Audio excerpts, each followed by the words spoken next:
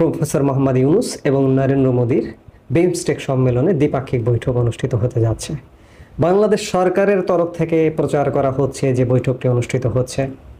গতকালকে ব্যাংককে অবস্থানরত পররাষ্ট্র সচিব মোহাম্মদ জসিমউদ্দিন বলেছেন, আরেকজন বাংলাদেশে গতকালকে প্রেস কনফারেন্স করে প্রধান উপদেষ্টার বিশেষ সহকারী খলিলুর রহমান বলেছেন যে এই বৈঠকটি অনুষ্ঠিত হতে যাচ্ছে।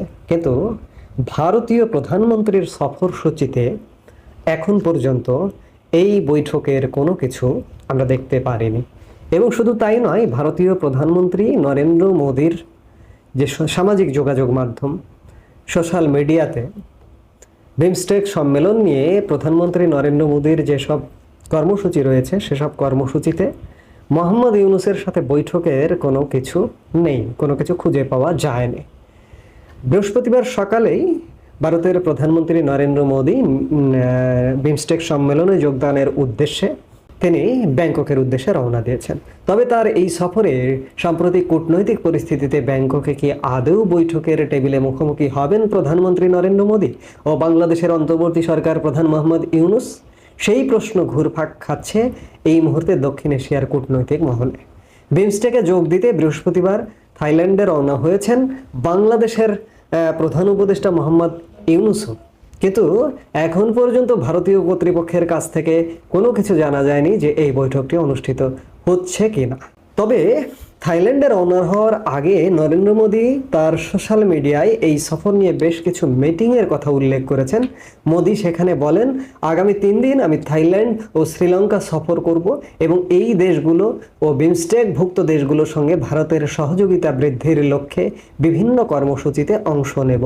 উল্লেখযোগ্যভাবে থাইল্যান্ড সফরে তার বৈঠকগুলো নিয়ে মোদী তার পোস্টে লিখেছেন, আজ বৃহস্পতিবার পরের দিকে ব্যাংককে আমি প্রধানমন্ত্রী পায়েটংটান সিনাওয়াত্রার সাথে দেখা করব এবং ভারত থাইল্যান্ডের বন্ধুত্বের পূর্ণাঙ্গ পরিসর নিয়ে আলোচনা করব।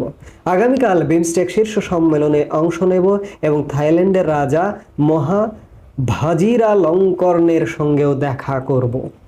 কিন্তু ব্যাংককে রওনা হওয়ার আগে মোদীর পোস্টে বাংলাদেশের অন্তর্বর্তী সরকারের প্রধান উপদেষ্টা মোহাম্মদ ইউনূসের সঙ্গে বৈঠক নিয়ে কোনো উল্লেখ নেই।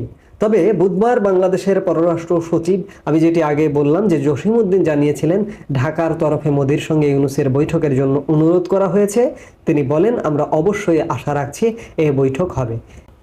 অর্থাৎ ভারতীয় কর্তৃপক্ষ কিংবা নরেন্দ্র মোদীর সোশ্যাল মিডিয়া থেকে যেটি জানা গেল যে মোহাম্মদ ইউনূসের সাথে কোনো বৈঠক এখন পর্যন্ত নেই। আগামী মাত্র একদিন আছে, আগামীকাল শুক্রবার বিমস্টেক সম্মেলনটি শেষ হচ্ছে। আজকে বৈঠকের কোনো সম্ভাবনা নেই। আগামীকাল বৈঠক হবে কিনা ভারত কর্তৃপক্ষ কিছুই বলেনি। আমরা ধরেই নিতেই পারি যে এটি বৈঠকটি হচ্ছে না, যেহেতু ভারত এখন পর্যন্ত কিছু জানায়নি এবং বৈঠক হবার কোনো ধরনের একটা লক্ষণ তো থাকে, দেখা যায় না। কিন্তু আমাদের সরকার, বাংলাদেশ সরকার চিট সরকার, আমি আর বলতে দ্বিধা করব না, প্রতারক সরকার প্রধানের সরকার বাংলাদেশের জনগণের সাথে, দক্ষিণ এশিয়ার জনগণের সাথে, দক্ষিণ এশিয়ার কূটনৈতিক মহলে প্রতিনিয়ত চিট করে যাচ্ছে। এখন পর্যন্ত জারি রেখেছে এই আলাপটি যে নরেন্দ্র মোদীর সাথে বৈঠক অনুষ্ঠিত হতে যাচ্ছে। কেন বৈঠক করবে নরেন্দ্র মোদী আপনার সাথে? আপনি না ভারত বিরোধী শক্তি, আপনি না ভারতের 7 সিস্টার্স দখল করবেন, আপনি না কলকাতা দখল করবেন, পশ্চিমবঙ্গ দখল করবেন।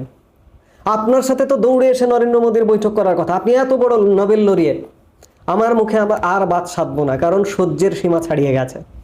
এই মানুষটি মোহাম্মদ ইউনূস আজকে তার প্রায় 80 পেরিয়ে 90-এর দিকে বয়স চলে যাচ্ছে। এই মানুষটিকে নিয়ে আমি আর শ্রদ্ধার জায়গায়, সম্মানের জায়গায় রাখতে পারছি না।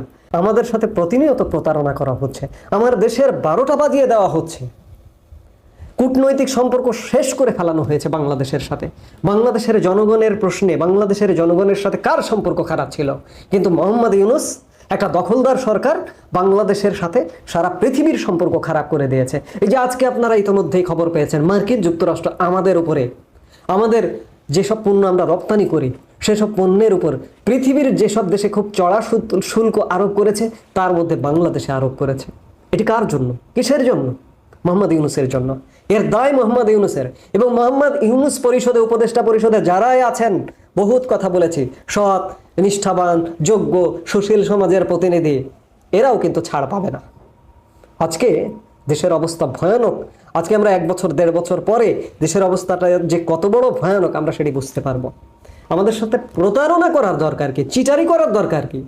মোহাম্মদ ইউনূসের নরেন্দ্র মোদীর সাথে সাক্ষাৎ হবে না হবে না, এটি আবার নতুন করে আলাপে আনার দরকার কি? আপনার তো ভারতের প্রয়োজন নেই, ভারতকে আপনি চোখে চোখ রেখে কথা বলবেন। কিন্তু ভারতের সাথে এই যে সাক্ষাৎ প্রশ্নে, প্রধানমন্ত্রী নরেন্দ্র মোদীর সাথে সাক্ষাৎ প্রশ্নে কেন লজ্জানুনীতি? আপনাকে পাত্তাই দিচ্ছে না।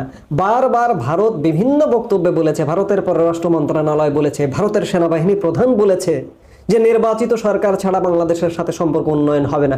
তারপরে আপনি চিঠি দিয়ে আপনি নতজানু ভূমিকায় অবতীর্ণ হয়েছেন। একদিকে নতজানু অ্যাটিটিউড করছেন, আবার অন্যদিকে ভাব দেখাচ্ছেন যে চোখে চোখ রেখে কথা বলবেন। চোখে চোখ রেখে কথা বলবার মতো যোগ্যতা লাগে, সেই যোগ্যতা কি আপনার আছে? নেই।